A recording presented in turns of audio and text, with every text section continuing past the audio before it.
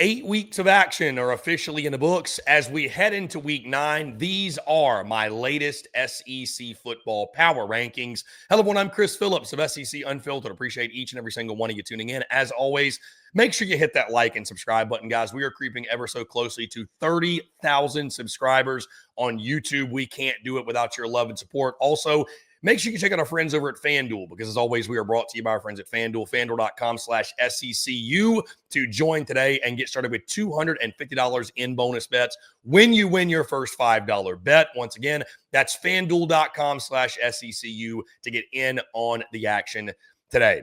It's that time of week yet again. These are my latest SEC football power rankings as we turn our attention to week number 9 of the season.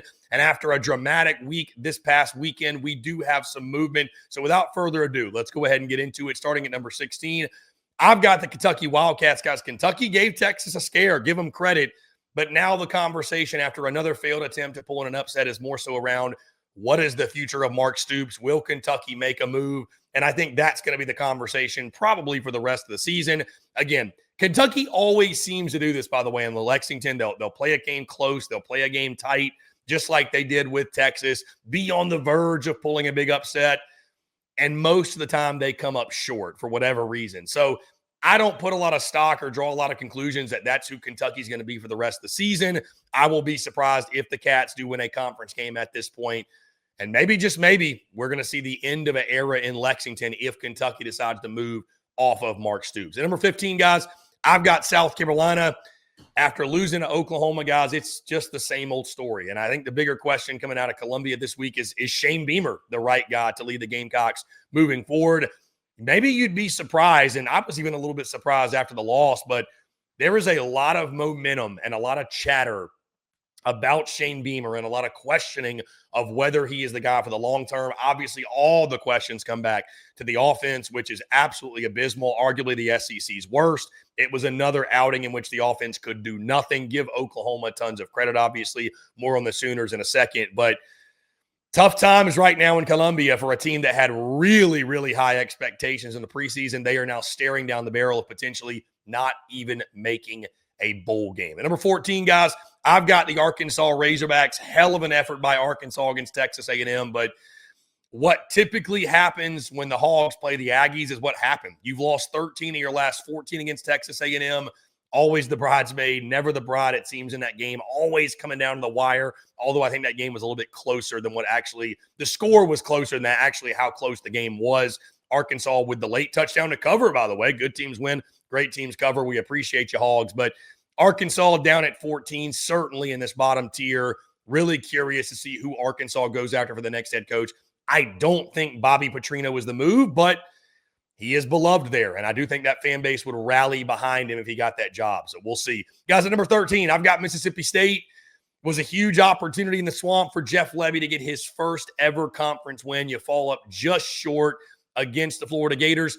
Now Texas comes to town, and I'm really, really interested by this game because Texas, you know, they've been what they've been to this point, the one big moment, beating Oklahoma and Red River. But outside of that, the offense has been abysmal. Big opportunity yet again for Mississippi State. I don't think it's a matter of if, it is a matter of when, and it is a matter of who Mississippi State sparks the upset again and takes down. Maybe it's the Texas Longhorns. We'll see. Guys, at number 12, I've got the Auburn Tigers. Once again, a lot of these teams at the bottom, it kind of just felt like the same story. Like at this point, you know who you are. Like we know who you are at this point in the season. All these teams in the bottom tier, just really not good football teams, right? Auburn down at number 12, just always finding a way at the end of the game to lose a football game. You know, you're just not able to get enough out of your program offensively. Hugh Freeze answering some really tough questions. I think Hugh Freeze has got to be gone. I don't see a way, don't see a path with where they currently sit record-wise, with where they sit as a program, with all the expectations you had coming in this season. It's just unacceptable. So I think Auburn, it's not a matter of if, it's a matter of when for them. They make a move on Hugh Freeze after another disappointing loss in overtime to Mizzou. Guys, at number 11, I've got the Florida Gators. You could interchange really these last 6 teams. You could interchange all of them, right? I mean, they're all kind of they're a mess in their own way, if you will, for different reasons. Florida now, we no longer have to talk about Billy Napier. He is officially done. He is officially gone. The Billy Napier era is over, even after beating Mississippi State. But, guys, I think it was the right move. It was the right move. It was time for Florida to part ways and go a different direction. It's a results-oriented business. And Billy just, I think the two things that will define his tenure there in Gainesville is a lack of discipline and an unwillingness to go hire an offensive coordinator, and the offense not living up to the expectations and not even remotely living up to the standard. So the search for Florida starts now. We'll see what they can do the rest of the way out. I mean, certainly those guys in that locker room be fighting to get to a bowl game or salvage the season. But I think for all of Gator Nation, the focus truly is just on who's going to be the next head football coach, and is it going to be Lane Kiffin? Guys, at number 10, I've got the LSU Tigers. We got to be very honest about LSU right now. They're just not a really good team. They're just not a good football team right now. Somehow, some way, this team still only has 2 losses. The college football playoff hopes are technically still alive, but are on life support. And now you got Texas A&M coming to town. Obviously, we are headed down to the Bayou, guys. Excited to get to Baton Rouge, but I'm kind of curious what I'm walking into, because I know the energy down there, it's a little bit toxic. People are really upset with the way things have gone, and they're really, really upset with Joe Sloan and Brian Kelly. So this is do or die moments. This is do or die time for Brian Kelly and that LSU football program, and there's a lot of questioning if he's the right guy. I mean, guys, if they get to 4 losses and they're sitting with 4 losses again, you do have to wonder, even with the buyout being crazy, can Brian Kelly survive that? LSU's just a different place, man. 9-3 gets you fired. You stack back-to-back 8-4s. I don't know if he'll be back in 2026 to tell the tale. So, again, playoff hopes technically still alive, but you got an offensive front that can't get a push. You know, I thought Garrett Nussmeier was really gutsy in the game at Vandy, but then all of a sudden your defense falls apart. It just, for whatever reason, under Brian Kelly, it just has not clicked. If it's not one thing, it's another thing. Do or die situation this weekend in College Station. Should be a fun atmosphere. Can't wait to get down there and hang out with all the great Tigers. And number 9, guys, I got the Oklahoma Sooners.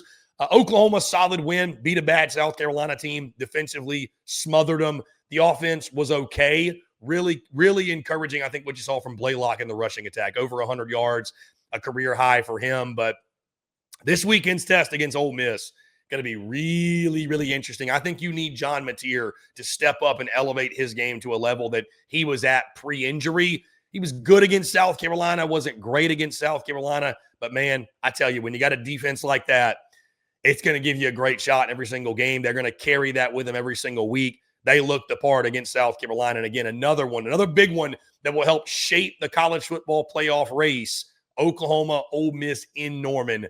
That one's going to be a blast. At number 8, guys, I've got the Texas Longhorns.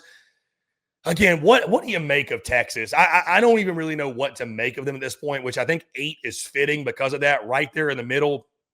You know, I think we saw the Oklahoma game and we were encouraged and we felt like, hey, maybe this is a step in the right direction for Arch Manning. The offense is abysmal yet again. And you got dominated in the stat sheet. You got dominated across the board. You somehow, some way are able to find a way to come out of Lexington with a win. I don't really know what to make of Texas at this point. Well, you know what? I take that back. I do know what to make of them. I don't think there was a lot of delusion from Longhorn folks and just from everyone in general that even after beating Oklahoma, Texas was going to be back in the college football playoff race. But I think they're about an 8-4 team. I mean, I think maybe 7-5. I think that's in the cards for them. Like, every game on their schedule is losable. Every single one of them. I think they might have one non-conference foe that is mixed in there. But every SEC game they got left is losable. Every single one of them. Yep, Mississippi State, Vandy. You've obviously got Texas A&M. Of course, the Georgia game, right? Of course, Georgia. So, I mean, there is a world where this team could still stumble to a 7-5 finish. I think about 8-4 is about where they're going to land. But, yeah, it's just baffling to see how bad the offense continues to be for Texas on a week-in, week-out basis. Guys, at number 7, I've got the Missouri Tigers. MIZ finds a way to go into the Plains. I give Missouri a lot of credit. You go into a hostile environment, first road test the season. Some folks are expecting you to falter. I was one that doubted Mizzou a little bit. First road test, thought it might be too much. Missouri makes winning ball plays when it matters most. I want to see more from Bo Prabula. I think he needs to be better this weekend in Nashville if they're going to get the win. Like to see a little bit more out of Ahmad Hardy, too. Give Auburn's defense credit. He's been good, but he has been limited over these last 2 games. But again, guys, Missouri just finds ways. Like they've got those DNA traits that I talk about with some other teams. That is they just in close ball games late, they find ways to make those winning plays. Big test for Missouri this weekend in Nashville. I think this is one that, hey, listen, for everything you've done to this point, you still haven't beaten a ranked team. And I think a lot of people are doubting you because of that. I think a lot of people look at this Mizzou team right now, just call it for what it is. It's fraudulent. I'm not saying I look at them that way, but I think there's a lot of people that are saying, hey, I need to see more. Like, I need to see you beat someone of real substance. So we'll see if Mizzou can do it. Big opportunity for them. I got them at 7. At number 6, guys, I've got the Tennessee Volunteers. I didn't drop Tennessee down a bunch because I'm still a believer in Tennessee as a football team. Like, I think this is a really solid football team, probably finishing up about 9-3, maybe just on the outside looking in when it comes to the playoff. But, guys, they ran into a buzzsaw in Alabama. They did. I mean, I hate to say you never had a chance before the game even started, but Tennessee going on the road, night game in Tuscaloosa with the way Bama's been playing, it was why I felt so confident with Bama minus 8.5. It was why I felt so confident picking the Crimson Tide to win the game and win it by double digits. You have to play a near perfect game to win a game like that and pull the upset, and obviously you didn't, right? You had the intentional grounding in the end zone. You had the pick 6 that was just a killer right before the half. You did some things you cannot do and win a game like that. But I think Tennessee is going to be fine. Had to bump them down, obviously, for losing, but I think Tennessee is going to be fine in the big picture. Can they navigate the rest of this schedule undefeated? That's the big question. It's going to be tough. 9-3 looking more likely in my mind. Number 5, guys, I've got the Ole Miss Rebels. It was a valiant effort, and I mean the opportunities were there, right? I mean, you had Georgia. It looked like beat in Athens, but the Dogs just somehow, some way find a way. And now I think the focus goes from there's still a lot to play for in this season. There's tons to play for. I mean, you got potentially could go to a college football playoff, maybe even an SEC title. But the other big thing is keeping Lane Kiffin in Oxford. That's the other big thing. I wonder if there isn't some distraction that sets in for this football team. Maybe not. I could be totally wrong, but I'm very curious over the next few weeks to see how Ole Miss as a program is going to respond to the inevitable noise that is going to come around their head football coach. So Ole Miss at 5, still certainly right there in the thick of it when it comes to the college football playoff. They got a big one this weekend, traveling to Norman to take on the Oklahoma Sooners, a massive, massive game for Hotty Toddy. Guys, at number 4, I've got the Vanderbilt Commodores. Who'd have ever thunk it? We'd see Vandy in my top 4 in the power rankings. But, guys, if you have not done so yet, which if you haven't, shame on you, it's time to put some mad respect on Vandy. It's time to put some mad respect on Clark Lee, Diego Pavia. And what I respect more than anything about these guys, I've got friends that work on that Vandy football staff. They're not surprised by this. Like, they're like, we belong here. We're supposed to be here. People were clowning Diego Pavia in the preseason for saying our goal is a national championship. Our goal is to do this and do that. Who's laughing now? And I'm not saying Vandy's going to win a national title, but who's laughing now? Because it looks like to me, Diego Pavia, Clark Lee, that entire program, they got the last laugh. They are getting the last laugh when it comes to their performance, what they're doing. They're proving it on the field weekly, and you're reaping the rewards. College game day is headed to Nashville. Massive game between Vandy and Mizzou, and an opportunity to take another step forward in pursuit to a college football playoff appearance. Who knows? Maybe SEC title game appearance, which I know it feels crazy to say, but it's 2025, and that's where we are.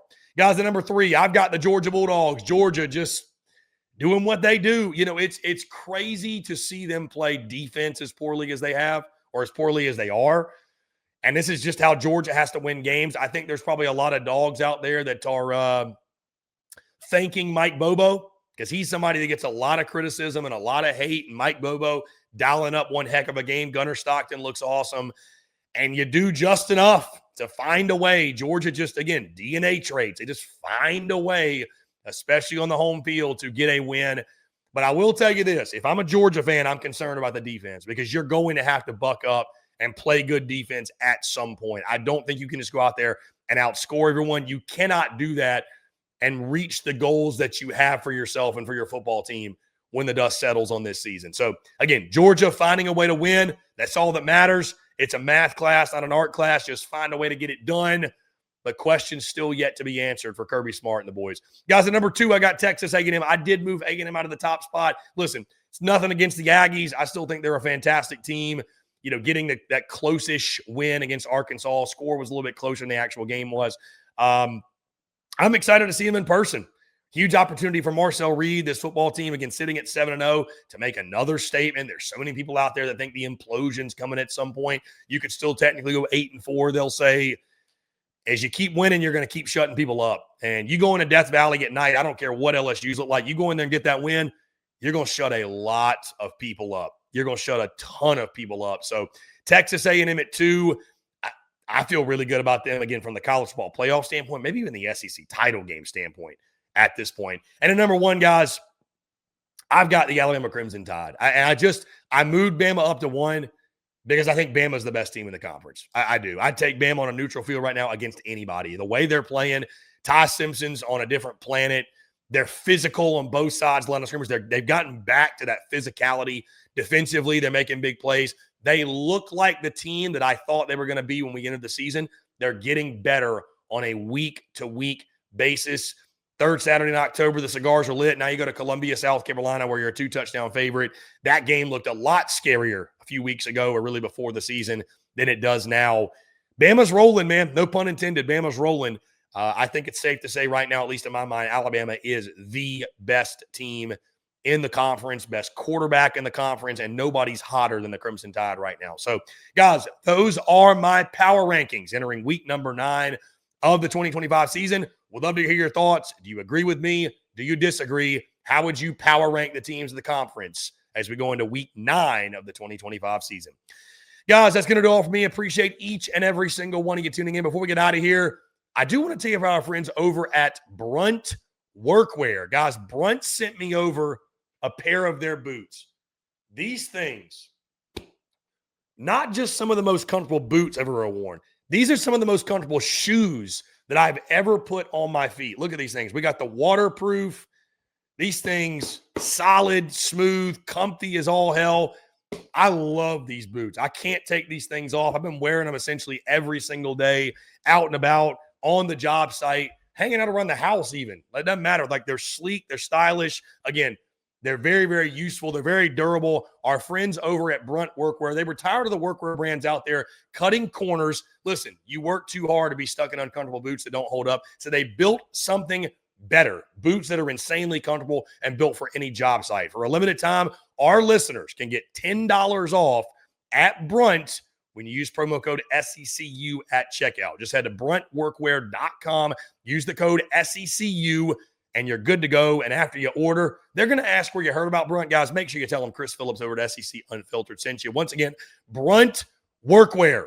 Brunt Workwear. They are so comfortable right out of the box. Most other boots require a significant break or in periods. Guys, these things immediately, first day out of the box, I was rocking them around the town. They were that comfy. They were that good. bruntworkwear.com/SECU to get $10 off. And again, make sure you tell them Chris over at SEC Unfiltered sent you. Guys, also want to tell you about our friends over at FanDuel, because as always, we are brought to you by our friends at FanDuel. FanDuel's got an offer you don't want to miss this NFL season. New customers can bet just $5 and get $300 in bonus bets if you win. That's right. Pick a bet $5.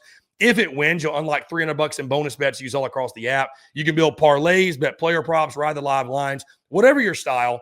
FanDuel's got you covered. The NFL season's here. The only question is, are you ready to play? Visit FanDuel.com/SECU to download the FanDuel app today and get started. Once again, FanDuel.com/SECU to get in on the action today.